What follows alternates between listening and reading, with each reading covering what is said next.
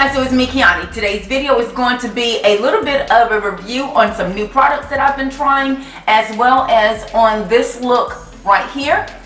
I'm so excited to bring this video to you guys because I think every fall I have to bring you guys kind of an over-the-top smoky eye.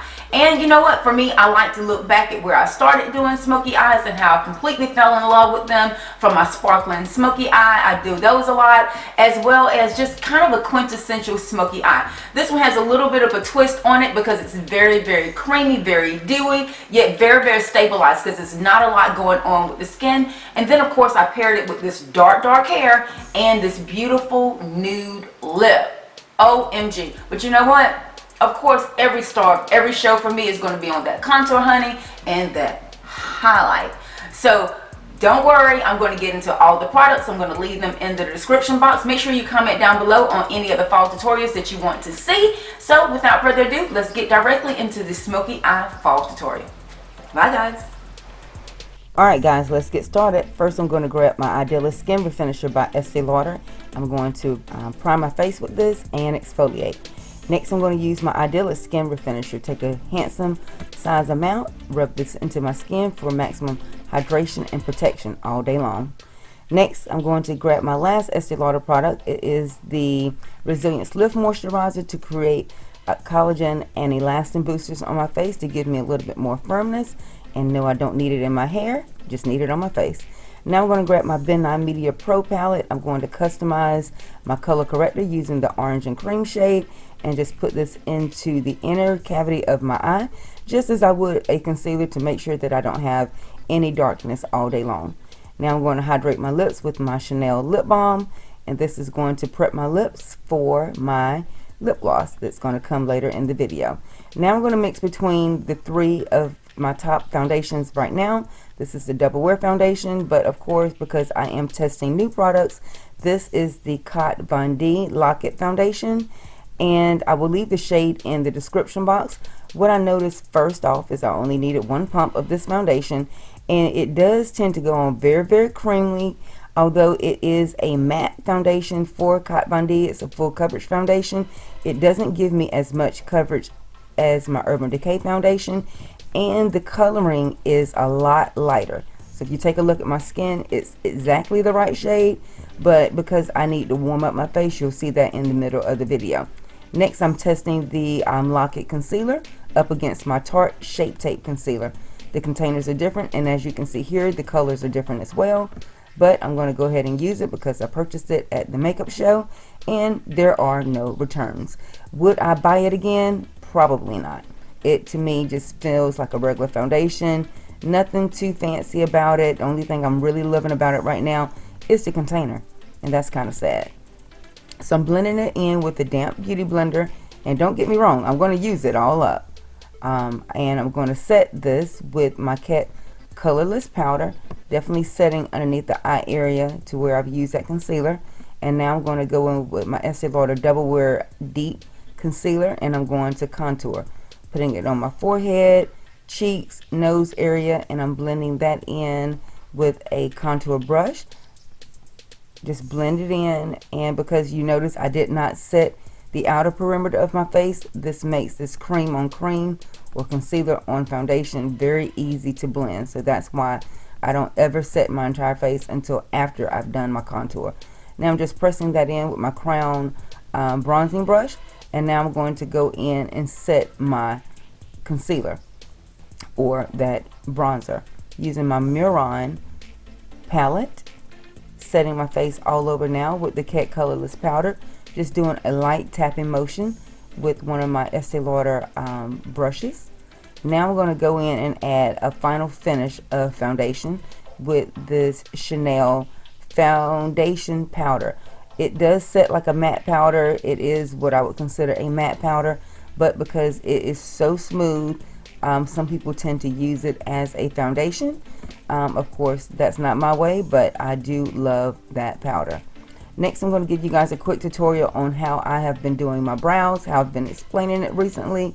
What I'm doing is allowing the hairs that I already have to be the middle of the brow.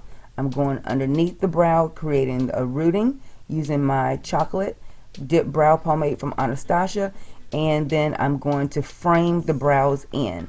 Notice I'm not putting a lot of product in the front of the brow, creating tiny brush strokes, connecting the dots with them, and then I'm going to start to blend them out, leaving the front part of the brow very, very open and vacant, and I'm going to push all the product through the brow using my new Smith Brow Groomer.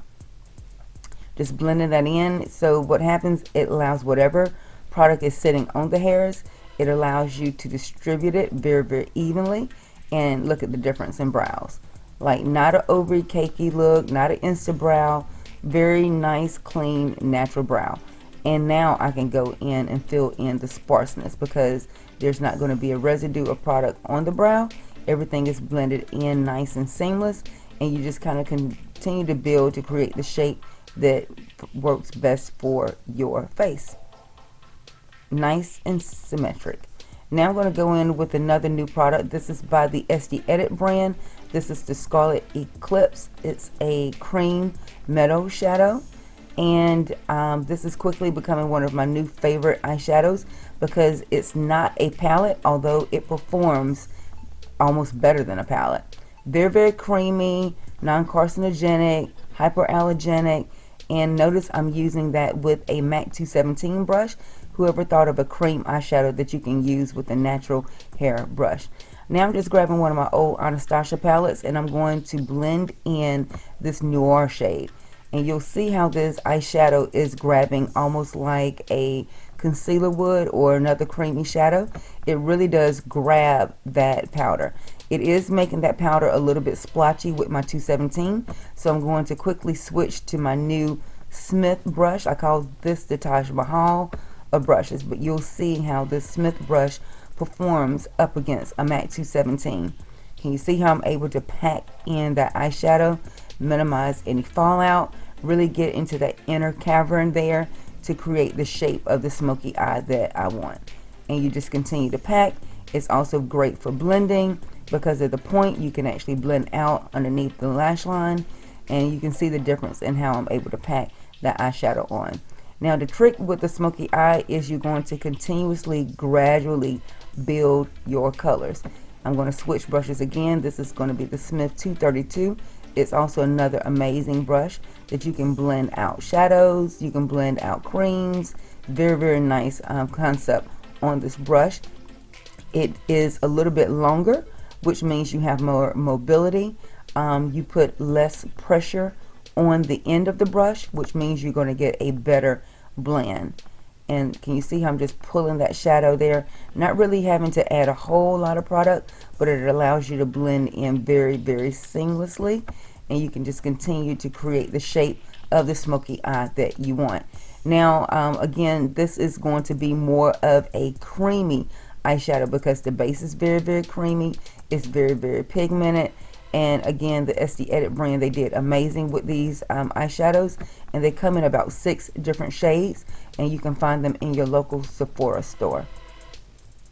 Blending in the shadow underneath that Scarlet, and it's really going to give this smoky eye a different take.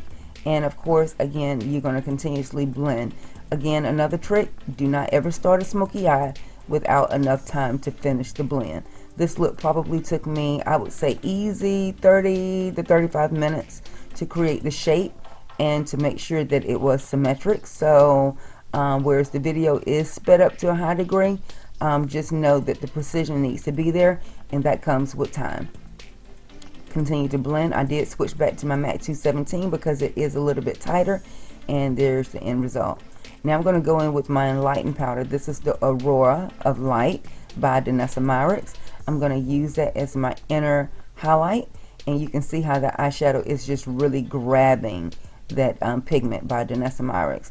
Now I'm using my double wear eyeliner. This is a great long wear eyeliner for your inner waterline, and on the top I'm going to switch over and use a liquid eyeliner just by NYX. This is the vinyl liner. I'm getting a lot of precision. This is one of my favorite eyeliners for a wing, at least to start with. Just pull it out. Again, working very gradually, grabbing my Salon Perfect lashes, placing some glue on them or adhesive. I'm going to coat my lashes as if I'm not going to apply falsies, and then I'm going to set my falsies on top of my lashes. I'm using the Duo Glue. This is something new for me. It's the white one. I don't like how it looks while it's drying. That's my face. You can tell I don't like it. And next I'm going to go back into some Danessa Myricks highlights. This one is called Desire. It's a beautiful coppery pink, and you notice I didn't even use a blush because it has such intensity that it gives me a beautiful bronzing effect without blushing. And then I'm going to top it again with the Aurora of Light and blend that out so it looks like a highlight on top of highlight. So that's how you get that beautiful silky finish. And these highlight powders are absolutely amazing. Again, another of my fall must-haves. I'm using another Smith brush, putting on that highlight, and I'm going to spray my face with the Chanel Hydra Mist. It's a beautiful finishing spray, and I love this because it allows your makeup just to melt into your face. And it is on the expensive side, but it is a skincare base makeup setting spray. Now I'm using another new product. This is by Illusion Cosmetics. This is in soft brown. You guys seem to have loved this color when I posted this picture on Instagram, so thanks for all the love. I will leave the links for them in the description box. And then this color is by AJ Crimson. Again, I'll leave the names of all the products in the description box. And don't forget, after you spray your face, to hit those lower lashes. And this is again with the Estee Lauder Sumptuous Knockout Mascara. And there you have the finalized look. Don't forget to hit those falsies on top. I'm hoping you guys enjoyed this video. Make sure you give it 2 thumbs up. Follow me on all my social media to never miss another upload. Make sure you subscribe to my channel before you leave. And look at that smoky eye. Until next time, guys, thanks so much for watching. Hugs and kisses. We'll talk to you soon. Bye.